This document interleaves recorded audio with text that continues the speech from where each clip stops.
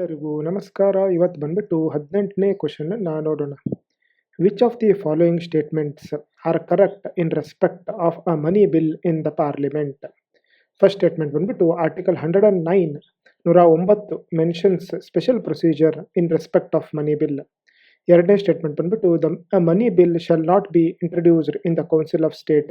Council of state ಅಂದರೆ ರಾಜ್ಯಸಭಾ. ಮೂರನೇ statement ಬಂದ್ಬಿಟ್ಟು the Rajya Sabha can either approve the bill or suggest changes but cannot reject it. ನಾಲ್ಕನೇ statement ಬಂದ್ಬಿಟ್ಟು amendment to the money bill suggested by Rajya Sabha has to be accepted by the Lok Sabha. Select the answers using the code given below ಅಂತ ಹೇಳಿ ಕೇಳಿದ್ದಾರೆ. So ಇದನ್ನ ತಿಳ್ಕೊಳ್ಳೋದ್ರ ಸಲುವಾಗಿ ನಾವು article 109 ಹೋದರೆ special procedure in respect to the money bill. So ಒಂದನೇ statement directly correct ಆಗುತ್ತೆ, special procedure with respect to money bill.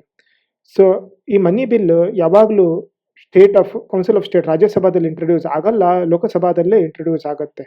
ಇದನ್ನ ತಿಳ್ಕೊಂತೀವಿ ಇಲ್ಲಿ. Money bill shall not be introduce in the council of state, ಇದು statement ಕೂಡ correct ಆಗುತ್ತೆ. ಅದೇ ರೀತಿಯಾಗಿ Rajya Sabha can either approve the bill or suggest the changes but cannot reject, ಇದು ಕೂಡ ಕರೆಕ್ಟ್ ಆಗುತ್ತೆ. Money bill has to be passed by the house of the people shall be transmitted to the council of state by its recommendation and the council of state within the period of 14 days from the date of its receipt of the bill return the bill to the house of people with its recommendation and house of the people may thereupon either accept or reject all or any of the recommendation of the council of state. So accept ಮಾಡಲೇಬೇಕಂತೇನು ಇಲ್ಲ.